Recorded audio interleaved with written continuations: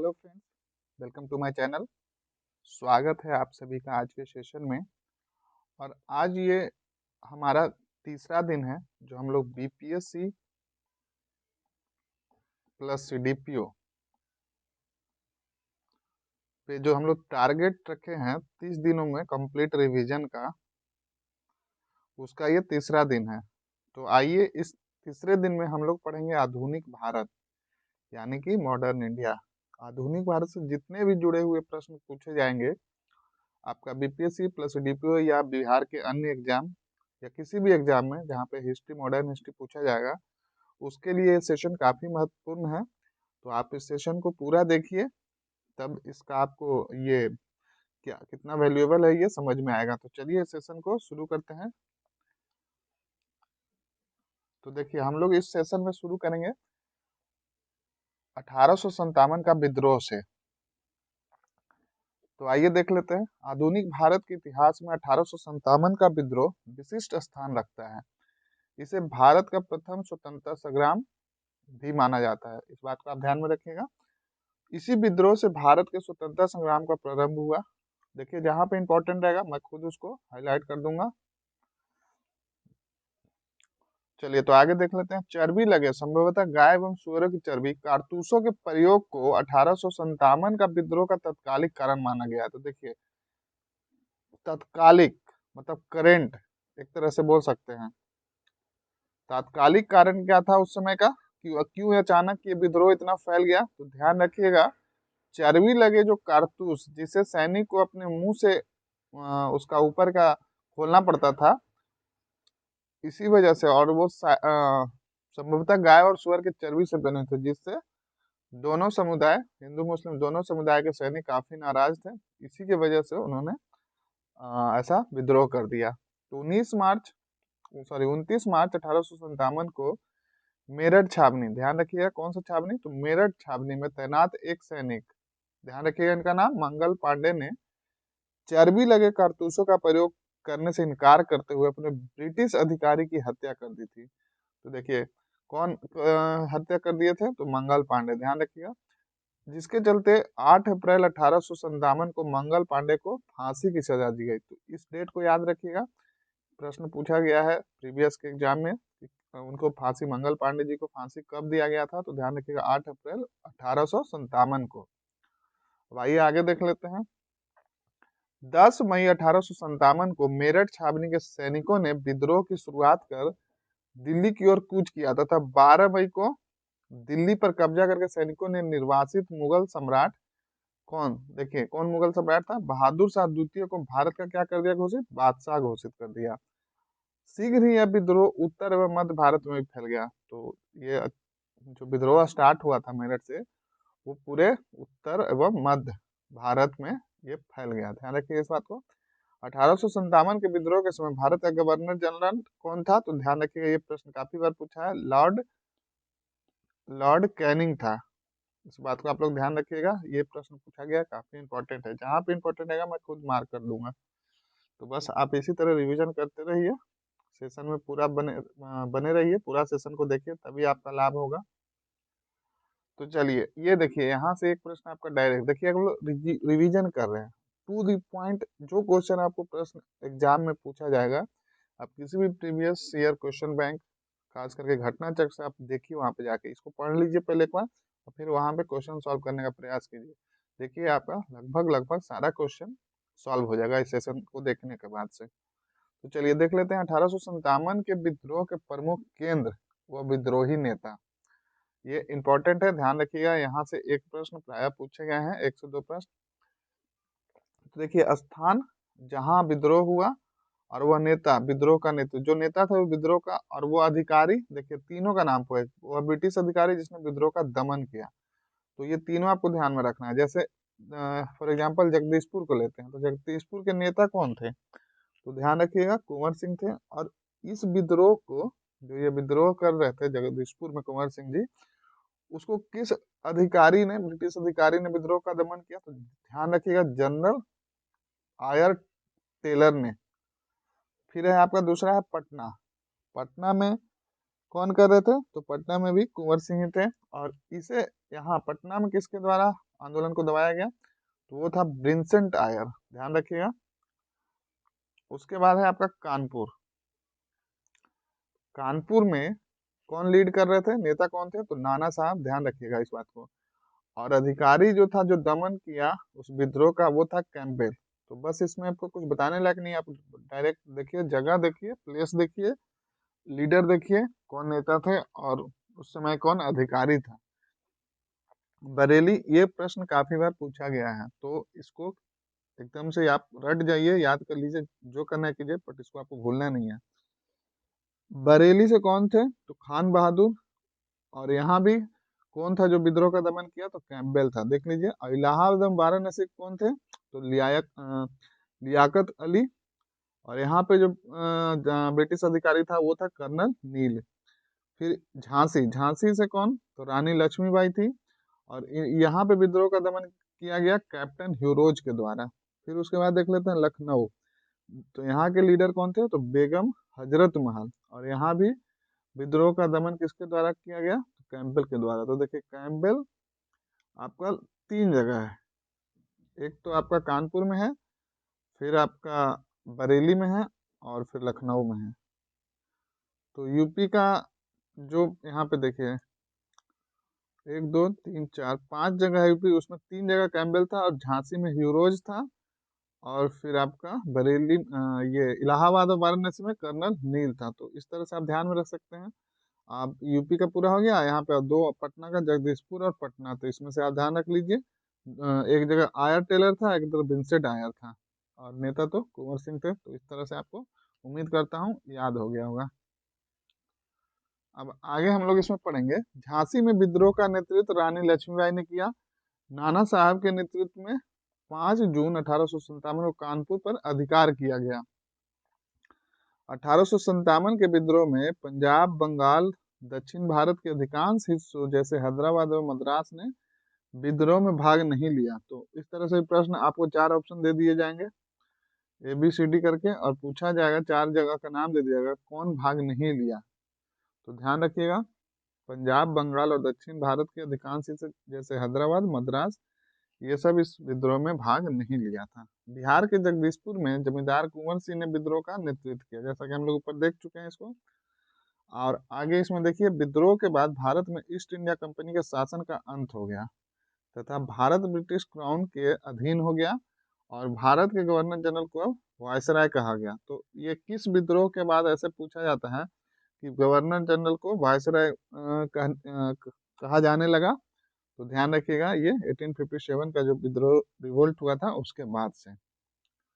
और इसके बाद से जो देखिए यहाँ पे ईस्ट इंडिया कंपनी का शासन का अंत हो जाता है और जो भी पावर रहता है वो सारा क्राउन के अधीन चला जाता है। आगे देखिए, बी डी सावरकर ने अपनी पुस्तक भारत का प्रथम स्वतंत्रता संग्राम, ये इंपॉर्टेंट है, इसको ध्यान में रखिएगा, कौन सी बुक थी और किनके द्वारा? तो बी डी सावरकर के द्वारा भारत का प्रथम स्वतंत्रता संग्राम। इसमें विद्रोह के सुनियोजित राष्ट्रीय स्वतंत्रता संग्राम माना है, ध्यान रखिएगा इस बात को। ये बुक का नाम दे दीजिएगा, बोलेगा किनके द्वारा लिखा गया, तो ध्यान रखिएगा बी डी सावरकर के द्वारा। फिर आगे है आपका बहादुर शाह द्वितीय, जिसने इस विद्रोह का नेतृत्व किया था। उनको क्या किया गया? 1857 के विद्रोह में विद्रोहियों को साथ देने के कारण अंग्रेजों ने निर्वासित कर कहाँ भेज दिया? तो रंगून भेज दिया। इसे ध्यान रखिएगा, बहादुर शाह द्वितीय को। और वहीं 1862 में इसकी मृत्यु हो गई। अब देखिए, जो विद्रोह हुआ था 1857 का, तो जो फेमस पर्सनालिटी थे उनके द्वारा इस विद्रोह को क्या क्या कहा गया? तो इस तरह से भी प्रश्न पूछा गया है। तो यहाँ पे टेबुलर फॉर्म आइए देख लेते हैं। जैसे बी डी सावरकर के द्वारा क्या कहा गया? तो उनके द्वारा कहा गया सुनियोजित स्वतंत्रता संग्राम, ध्यान रखिएगा। फिर है आपका आरसी मजूमदार, आरसी मजूमदार के द्वारा क्या कहा गया? इसे सैन्य विद्रोह कहा गया। फिर सर जेम्स आउटरम, इनके द्वारा क्या कहा गया? तो ये कहा गया हिंदू मुस्लिम षड्यंत्र। आगे है इसमें बेंजामिन डिजरेली, इनके द्वारा कहा गया राष्ट्रीय विद्रोह। एल ई आर रिज, इनके द्वारा क्या कहा गया? इन्हें कहा गया धार्मिक युद्ध। अब आइए देख लेते हैं ब्रिटिश ईस्ट इंडिया कंपनी के बारे में। तो देखिए, ध्यान से देखिएगा। 16वीं 17वीं सदी में कई यूरोपीय देशों के लोग भारत में व्यापार करने के उद्देश्य से अ, भारत आए। भारत में यूरोपीय कंपनियों के आगमन का क्रम, देखिए ये क्रम पूछा जाता है, आपको अरेंज करने दिया जाएगा। आने का क्रम है, तो आने का क्रम में देखिए पुर्तगाली हो जाएगा, फिर ब्रिटिश हो जाएगा, फिर डच हो जाएगा, फिर डेन हो जाएगा और फिर फ्रांसीसी हो जाएगा। इनमें अंग्रेज सर्वाधिक सफल रहे, ध्यान रखिएगा इस बात को। और भारत में व्यापार करने में सबसे पहले पुर्तगाल ईस्ट इंडिया कंपनी 1498 में आई थी। तो ध्यान रखिएगा कि सबसे पहले व्यापार करने कौन सबसे पहले आई थी, तो पुर्तगाल ईस्ट इंडिया कंपनी आई थी। कब? तो 1498 में। भारत आने वाला 1498 में प्रथम यूरोपीय यात्री कौन था? तो ध्यान रखिएगा, वास्को डिगामा था, जो कि पुर्तगाली था।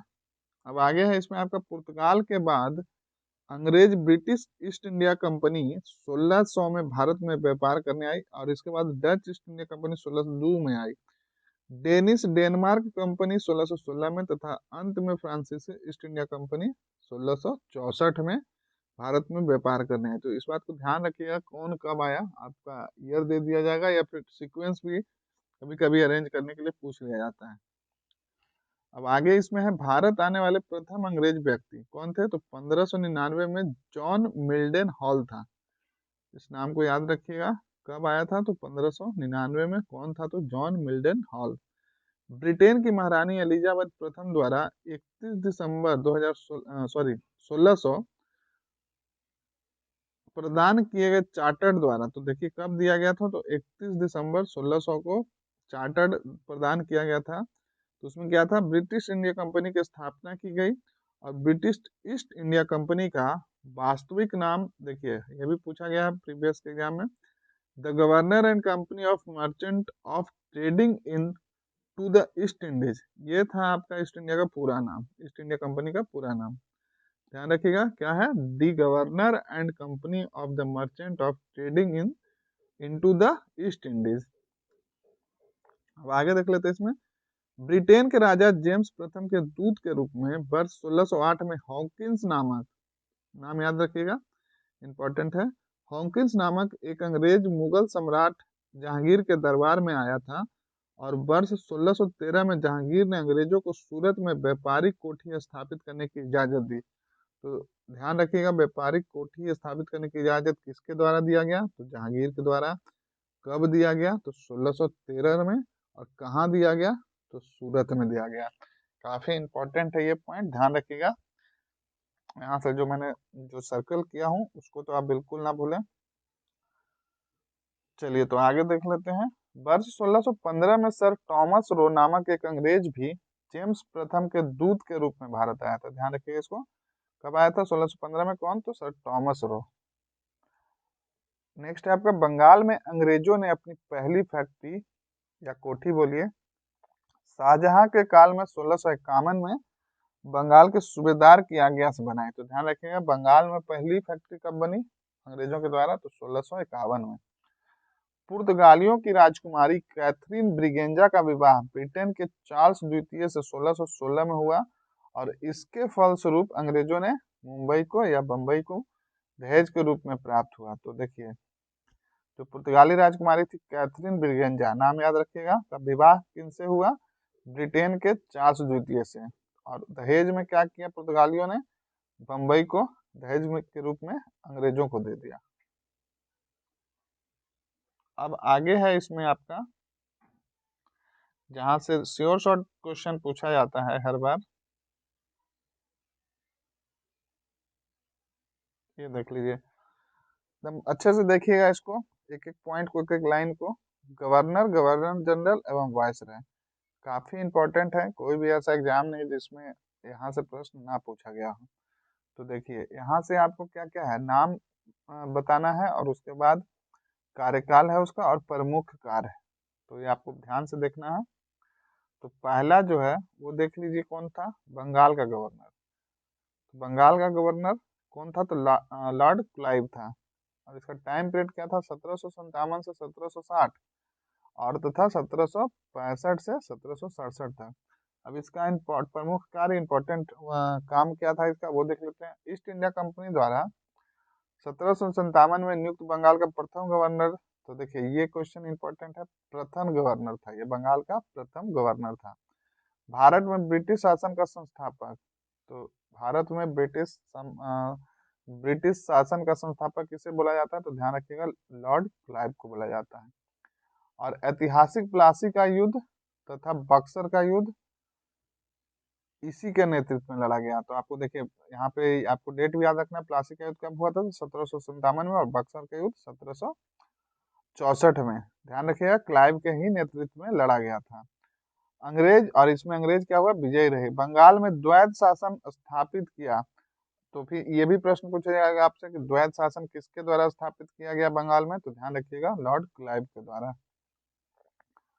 क्लाइव के बाद बरेलास्ट 1767 से 1769 तक तथा करियर बंगाल का गवर्नर था। तो ये लास्ट का दो इंपॉर्टेंट नहीं है, लेकिन आपका ये जो मैंने सर्कल किया या जो हाईलाइट किया हूँ उसको देख लीजिए कि बंगाल का प्रथम गवर्नर था, ब्रिटिश शासन का संस्थापक बोला जाता है, प्लासी का युद्ध इसी के काल में हुआ, और द्वैध शासन। ये 4 पॉइंट आपको अच्छे से याद रखना है। तो अब चलिए अब उसके बाद गवर्नर के बाद क्या है, बंगाल के गवर्नर जनरल। देखिए जो यहाँ पे इंपॉर्टेंट है, जहाँ से प्रश्न प्रायः पूछा गया है उसी को कवर करूंगा मैं। यहाँ पे वो दिया भी गया है, तो आप बिल्कुल निश्चिंत रहें, जहाँ से प्रश्न पूछा जाएगा वही आपको मैं बताऊंगा। चलिए बंगाल के गवर्नर जनरल में जो पहला है वो देख लीजिए, वो गवर्नर था, यहाँ पे गवर्नर जनरल है।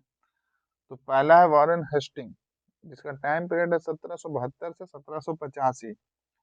अब देखिए ये क्या किया, बंगाल में द्वैध शासन की समाप्ति इसने समाप्त कर दिया।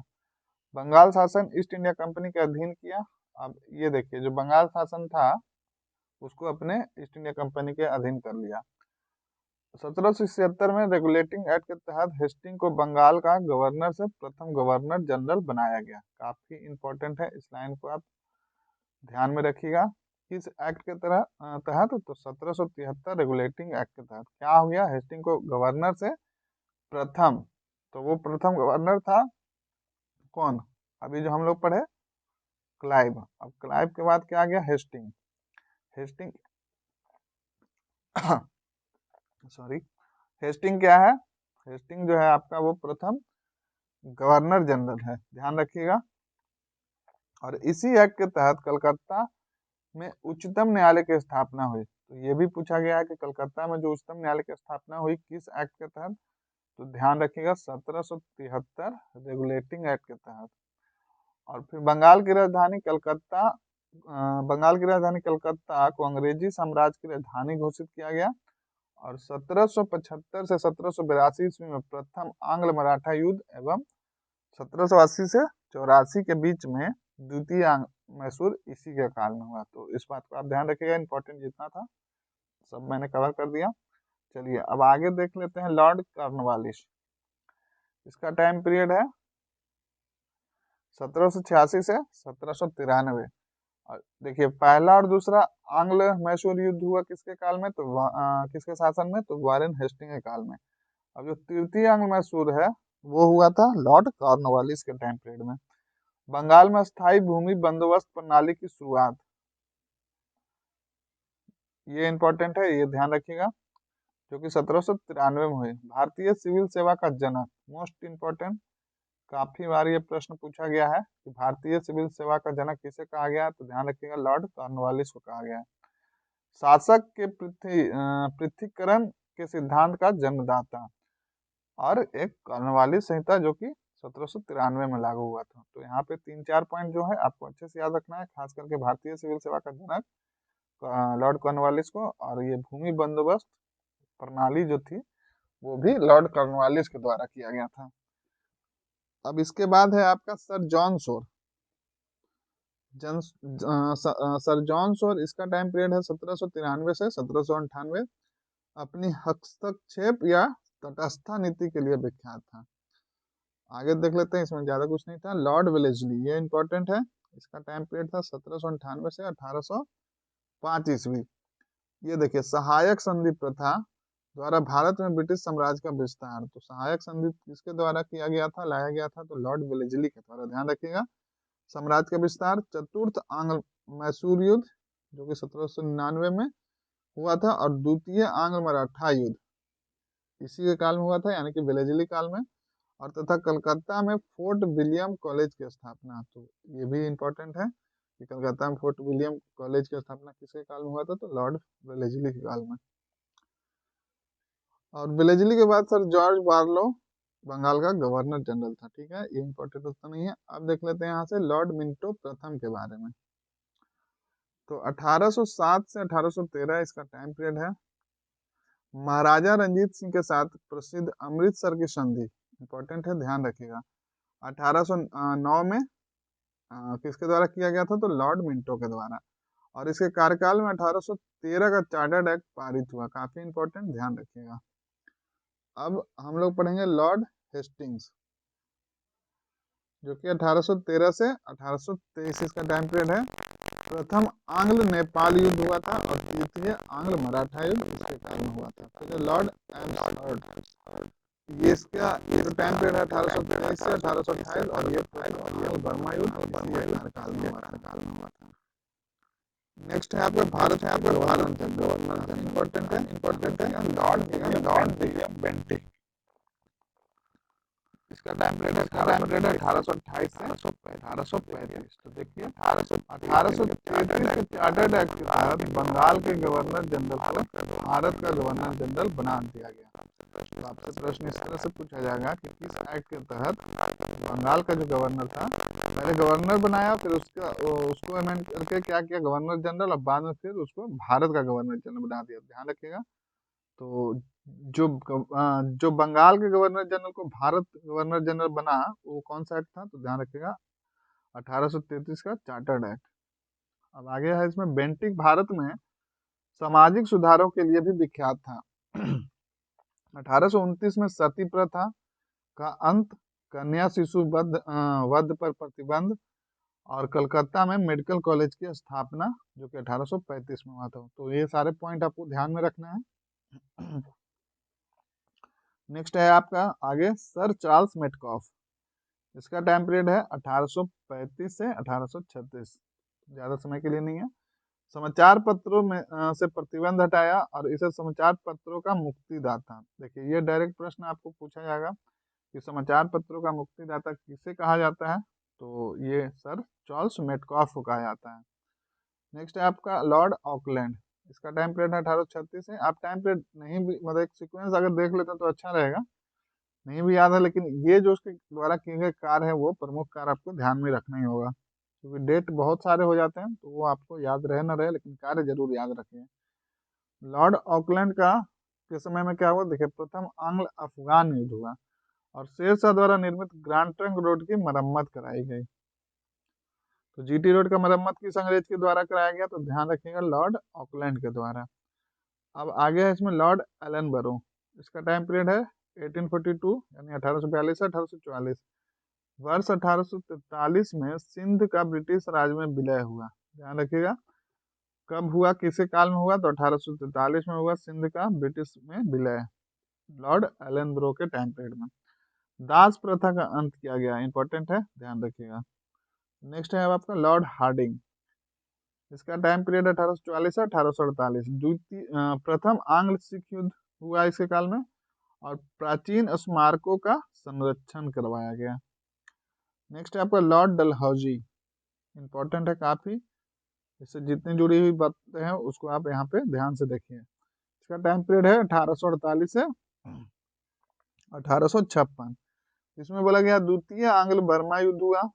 अब ये इंपॉर्टेंट है, देखिए पीडब्ल्यूडी यानी कि सार्वजनिक निर्माण विभाग का निर्माण हुआ, कब हुआ, तो 1853 में। प्रथम रेल लाइन, काफी बार प्रश्न में पूछा गया, इसका निर्माण हुआ जो कि 1853 में हुआ। पोस्ट ऑफिस एक्ट कब पारित हुआ, 1854 में, किसका काल में, तो लॉर्ड डलहौजी। तो ध्यान रखिए यहाँ पे जितने पॉइंट है सारे इंपॉर्टेंट है।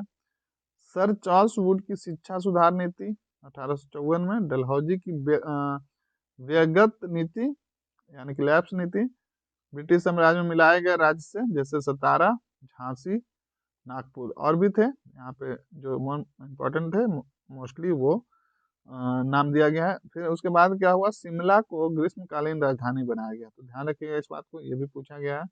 हिंदू विधवा पुनर्विवाह एक्ट पारित, ये भी काफी इंपॉर्टेंट है। तो देखिए लॉर्ड डलहौजी से जितने भी तथ्य दिए गए हैं यहाँ पे, उसको आप वीडियो को चाहे तो पॉज करके आप अच्छे से देख लीजिए, चाहे तो नोट डाउन भी कर सकते हैं। नेक्स्ट है आपका लॉर्ड कैनिंग। तो इसमें है, देखिए इसका टाइम पीरियड 1858 से 1862। कैनिंग भारत का गवर्नर जनरल अंतिम रहा। देखिए ये जो था गवर्नर जनरल 1856 से 1858 तक अंतिम रहा, और 1858 के बाद ब्रिटिश संसद द्वारा पारित एक्ट के तहत इसे भारत का प्रथम वायसराय बनाया गया। तो ध्यान रखिएगा कि 1856 से 58 तक 2 वर्षों के लिए कैनिंग पहले गवर्नर जनरल था, बाद में फिर क्या हुआ, प्रथम। प्रथम है, काफी इंपॉर्टेंट है। फर्स्ट वो क्या था, वायसराय था, इस बात को ध्यान रखिएगा। और महारानी विक्टोरिया भारत की साम्राज्ञी घोषित की गई, जो कि 1858 में। अब मद्रास, चेन्नई एवं कलकत्ता विश्वविद्यालय की स्थापना 1857 में हुई। भारतीय दंड संहिता 1858 एवं सिविल दंड प्रक्रिया जो कि सीपीसी होता है, ये हो गया आईपीसी, और ये सीपीसी 1859 में। और भारतीय परिषद अधिनियम 1861 में। भारतीय उच्च न्यायालय एक्ट 1861 में, और इसके तहत कलकत्ता, मद्रास, चेन्नई, बम्बई में उच्च न्यायालयों की स्थापना हुई। तो देखिए लॉर्ड कैनिंग हो गया यहाँ पे, और यहाँ पे कौन था आपका, लॉर्ड डलहौजी। काफी इंपॉर्टेंट है ये दोनों को, तो काफी आप अच्छे से देख लीजिएगा। अब आगे है इसमें आपका लॉर्ड एलिगन, जिसका टाइम पीरियड है 1862 से 1863। वहाबी आंदोलन का दमन, तो देखिए किसके द्वारा किया गया था वहाबी आंदोलन, तो दमन किया गया था तो लॉर्ड एल्गिन के द्वारा। धर्मशाला में अचानक इसकी मृत्यु हो गई थी। और सर उसके बाद नेक्स्ट आपका सर जॉन लॉरेंस, इसका टाइम पीरियड है 1864 से 1869। बड़ी मात्रा में रेलवे एवं नहरों का निर्माण, संचार व्यवस्था की व्यवस्था स्थापित की गई। नेक्स्ट आपका लॉर्ड मेयो, इंपॉर्टेंट है, ध्यान दीजिए इस पे। 1869 से 1872 मेयो कॉलेज अजमेर में स्थापित किया। कार्यकाल में ही 1872 में प्रथम जनगणना, काफी इंपॉर्टेंट है, देखिए कराई, और कार्यकाल के दौरान ही अंडमान में एक कैदी को उसकी हत्या कर दी गई। एक कैदी के द्वारा, अच्छा ये कैदी के द्वारा किसकी हत्या, लॉर्ड मेयो की। तो सबसे ज्यादा इंपॉर्टेंट इसमें क्या है कि प्रथम जनगणना कराया गया, ध्यान रखिएगा इस बात को, किसके द्वारा, तो लॉर्ड मेयो के द्वारा। नेक्स्ट आपका लॉर्ड नॉर्थ ब्रुक, इसका टाइम पीरियड है 1872 टू यानी 1872 से 1876। पंजाब में कुका आंदोलन, तो देखिए कुका आंदोलन था, एक कुकी आंदोलन था। तो सबसे पहले तो आपको यही ध्यान रखना है कि कुका आंदोलन कहाँ हुआ था तो पंजाब में हुआ था, और बिहार में अकाल पड़ा था। तो ये तो चलिए ठीक है, उतना इम्पोर्टेंट नहीं, लेकिन ये ज्यादा इम्पोर्टेंट है कि पंजाब में कुका आंदोलन किसके वायसराय रहते हुआ था, तो लॉर्ड नॉर्थब्रुक के समय में। फिर आपका लॉर्ड लिटन इंपॉर्टेंट है, ध्यान दीजिए इस पे। लिटन एक विख्यात कवि लेखक था, जिसे ओवन मेरिडिथ के नाम से भी जाना जाता था। देखिए ध्यान से रखिएगा इसको, ओवेन मेरिडिथ। अब आगे है लिटन ने सिविल सर्विस सेवा प्रवेश आयु 21 से घटाकर 19 की, ये भी इंपॉर्टेंट है, ध्यान रखिएगा। रिचर्ड स्ट्रेची की अध्यक्षता में अकाल आयोग का गठन, तो देखिए अकाल आयोग का गठन कब हुआ, तो ध्यान रखिएगा 1878 में हुआ। किसकी अध्यक्षता में हुई, तो रिचर्ड स्ट्रेची की अध्यक्षता में हुई, और किसके काल में, यानी कौन था वायसराय, तो लॉर्ड लिटन था। ये तीनों पॉइंट आप ध्यान रखिए बहुत अच्छे से। अब आगे है महारानी विक्टोरिया को इसके कार्यकाल में ही केसरे हिंद की उपाधि दी गई, ये भी काफी इंपॉर्टेंट है।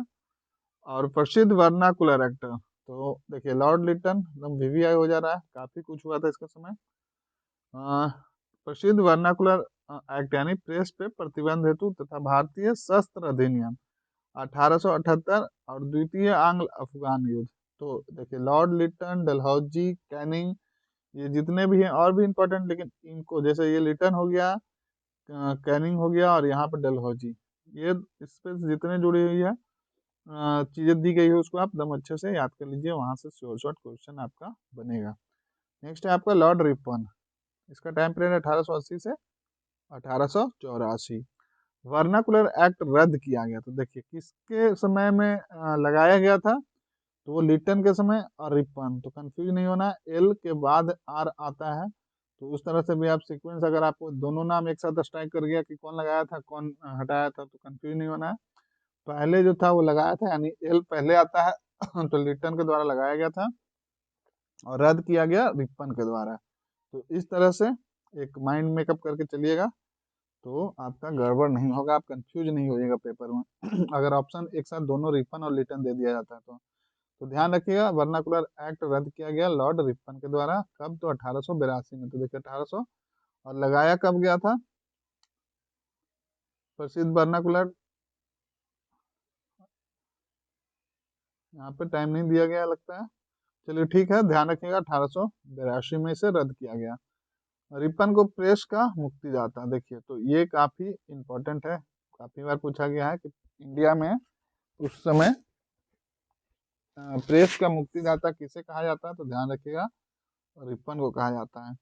और 1881 में नियमित जनगणना प्रति 10 वर्ष पश्चात कराई गई, तो देखिए बाद में 1881 से नियमित हो गया रिपन के समय, और यहाँ लिटन के समय क्या हुआ था, सॉरी मेयो के समय क्या हुआ था, प्रथम जनगणना कराई गई थी, लेकिन 1881 से लॉर्ड रिपन के समय से क्या हुआ, नियमित कर दिया गया प्रत्येक 10 वर्ष, जो आज भी चलते आ रहा है। इल्वर्ट बिल विवाद 1883 में हुआ, और स्थानीय स्वशासन की प्रणाली की शुरुआत हुई, तो किसके काल में हुआ, तो रिपन के काल में। इंपॉर्टेंट हो जाता है, स्थानीय स्वशासन की प्रणाली की शुरुआत कब हुई, तो 1882 में हुआ, और किसके वायसराय रहते हुआ, तो लॉर्ड रिपन के रहते हुआ, ध्यान रखिएगा इस बात को।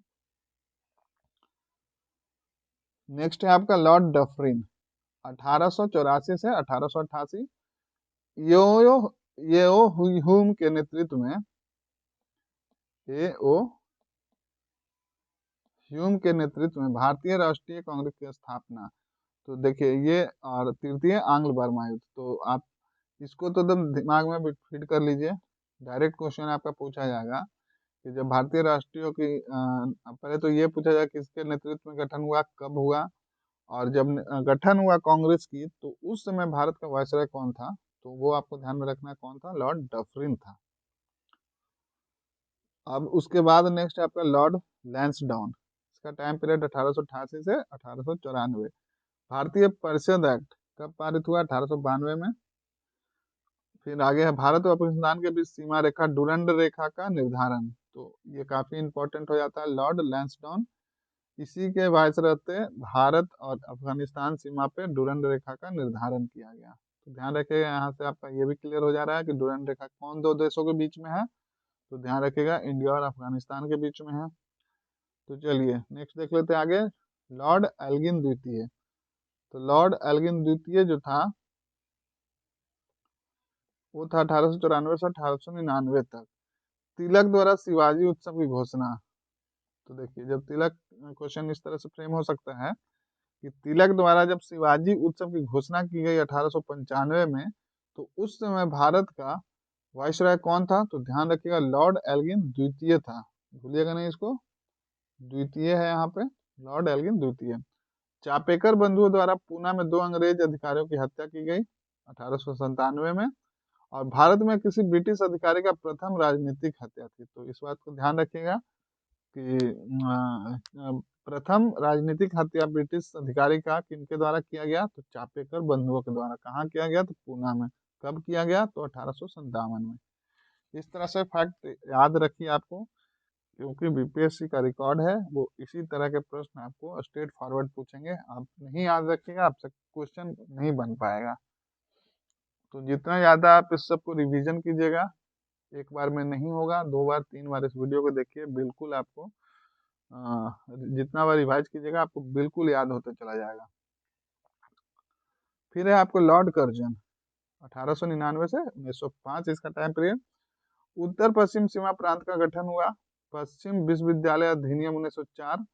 फिर प्राचीन स्मारक संरक्षण अधिनियम पारित किया गया 1904 में। रेलवे बोर्ड का गठन काफी इंपॉर्टेंट है, क्योंकि अभी रेलवे काफी चर्चा में भी है कुछ एग्जाम के विवादों के कारण, तो ध्यान रखिएगा रेलवे बोर्ड का गठन कब हुआ, तो 1905 में हुआ। पुलिस सुधार हेतु फ्रेजर कमीशन इंपॉर्टेंट है, का गठन हुआ फ्रेजर कमीशन पुलिस सुधार के लिए कब हुआ? तो लॉर्ड कर्जन के काल में। बंगाल विभाजन हुआ, मोस्ट इंपॉर्टेंट, 1905 में। अब नेक्स्ट है आपका लॉर्ड मिंटो द्वितीय, जो कि 1905 से 1910 तक था। मुस्लिम लीग का गठन हुआ 1906 में, काफी इंपॉर्टेंट है। जब मुस्लिम लीग का गठन किया गया तो उस समय वायसराय कौन थे भारत के? कौन था? तो ध्यान रखिएगा, लॉर्ड मिंटो द्वितीय था। फिर मार्ले मिंटो सुधार एक्ट, काफी फेमस है ये, भारतीय परिषद एक्ट जिसको बोला जाता है, 1909। तो ये इसी के काल में होता है। ध्यान रखिएगा, मार्ले मिंटो सुधार एक्ट कब कब हुआ? तो यहाँ पे 1909, और किसके काल में? तो लॉर्ड मिंटो द्वितीय काल में।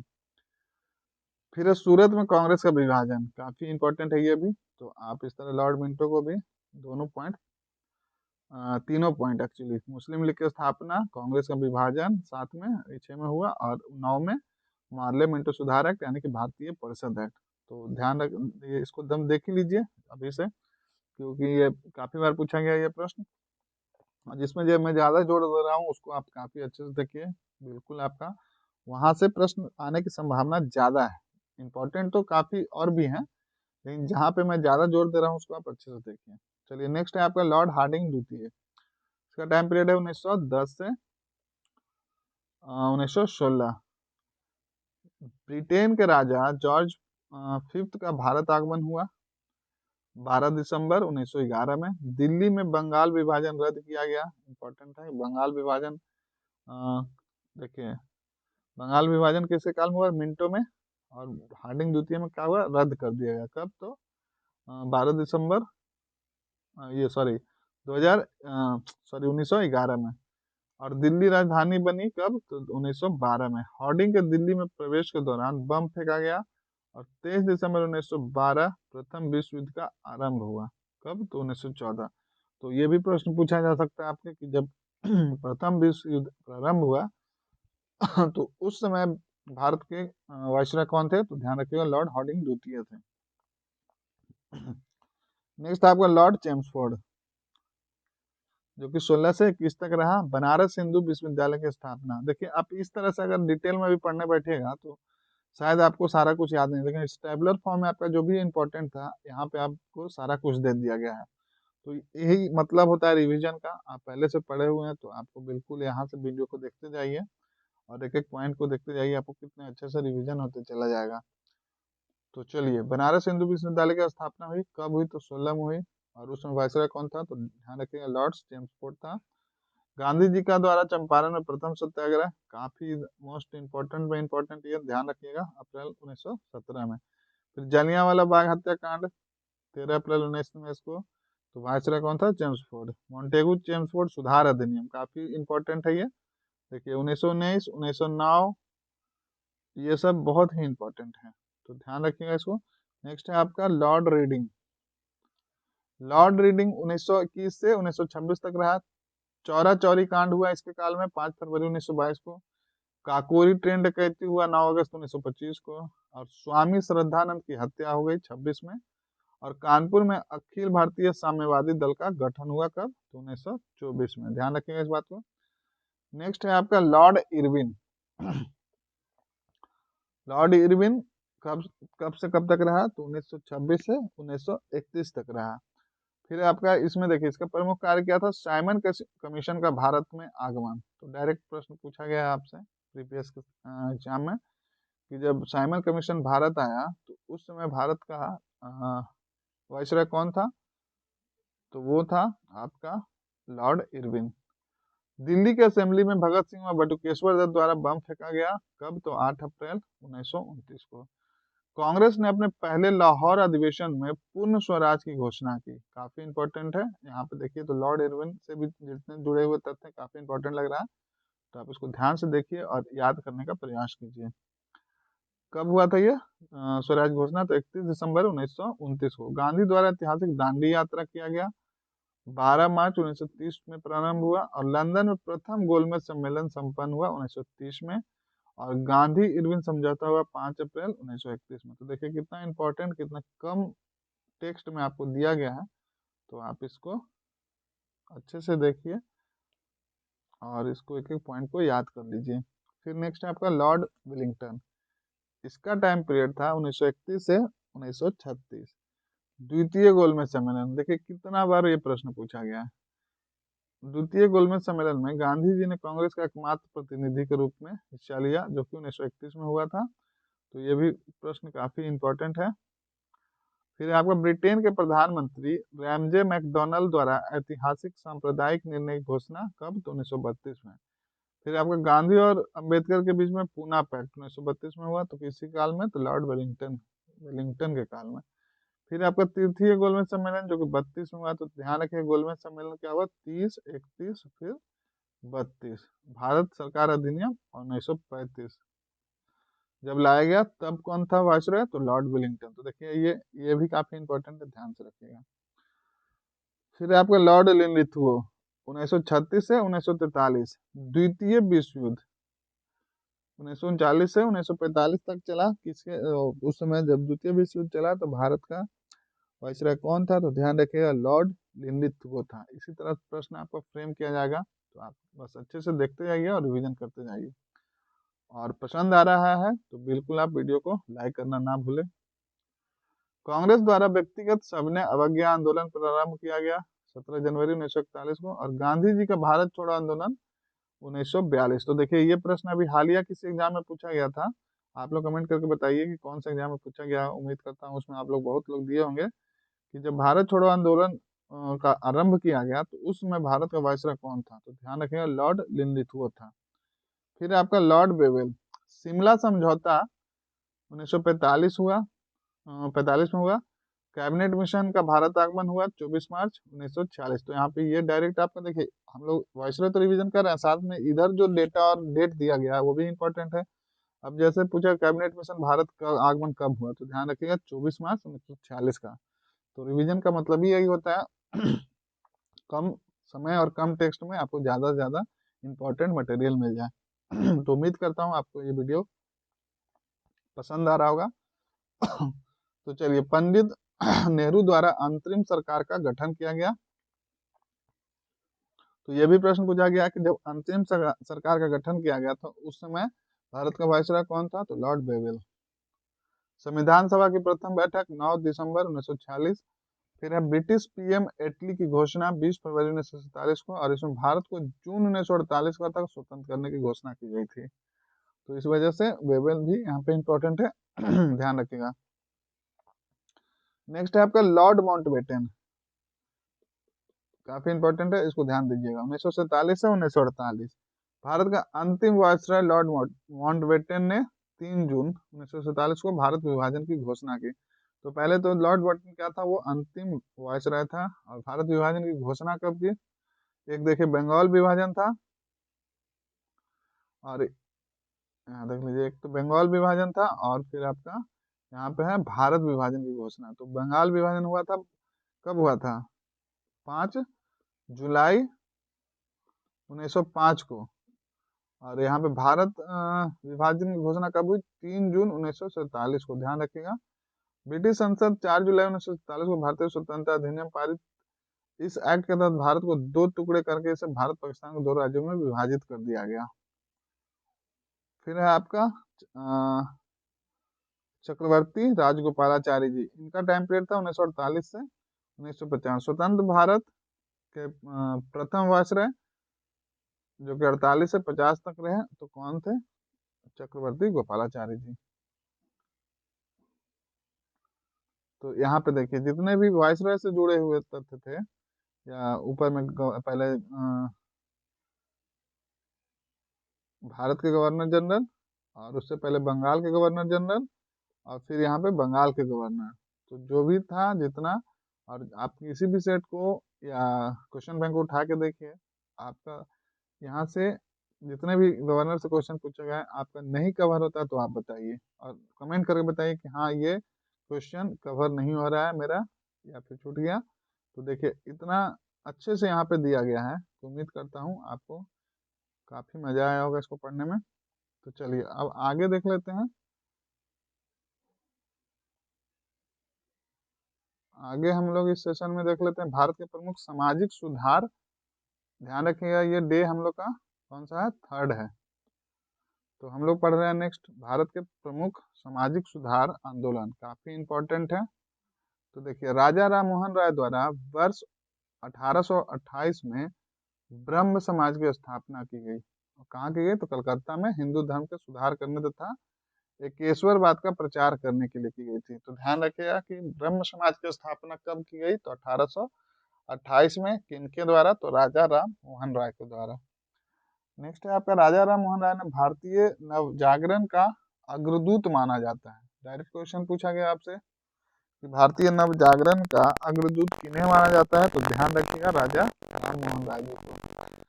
फिर है, वह पहले ऐसे भारतीय हुए जिन्होंने भारतीय समाज में व्याप्त धार्मिक एवं सामाजिक बुराइयों को दूर करने के लिए आंदोलन किया।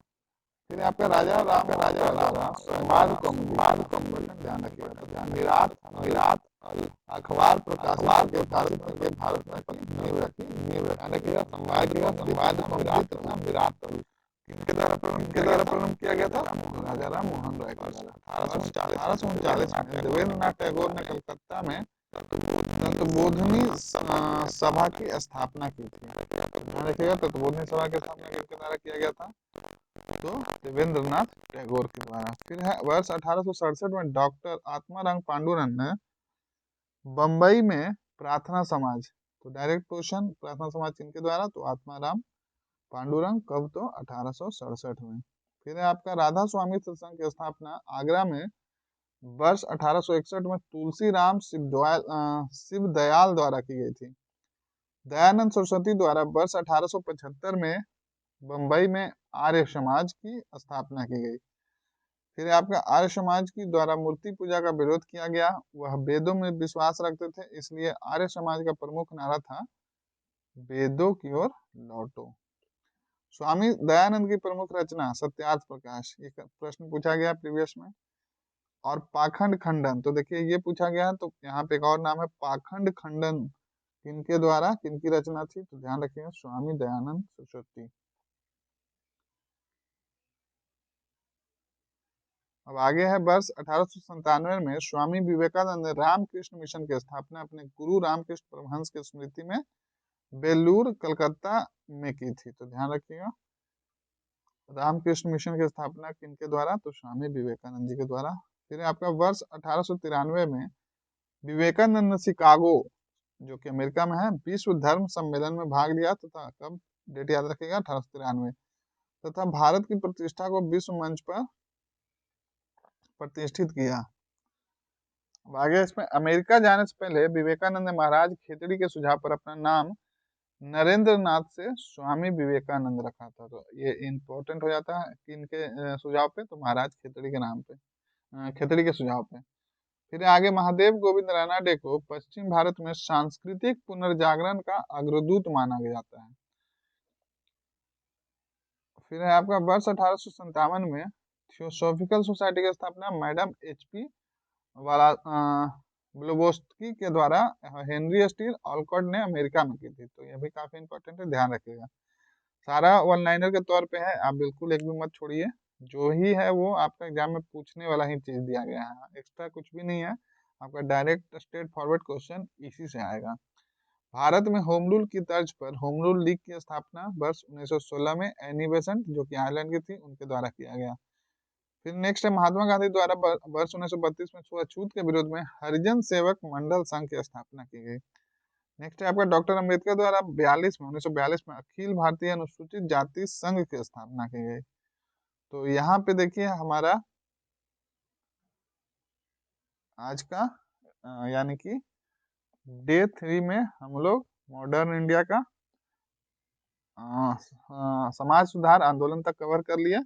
उम्मीद करता हूँ आपको ये सेशन काफी पसंद आया होगा, और पसंद आया तो बिल्कुल लाइक करके बताइए, कमेंट करके बताइए, और ज़्यादा से ज़्यादा शेयर कीजिए। तो चलिए अब हम लोग मिलेंगे डे 4 में मॉडर्न इंडिया का यानी आधुनिक भारत का अब जो बचा हुआ पार्ट है उसको कवर करेंगे। तब तक चैनल पे बने रहिए। आप सभी का धन्यवाद।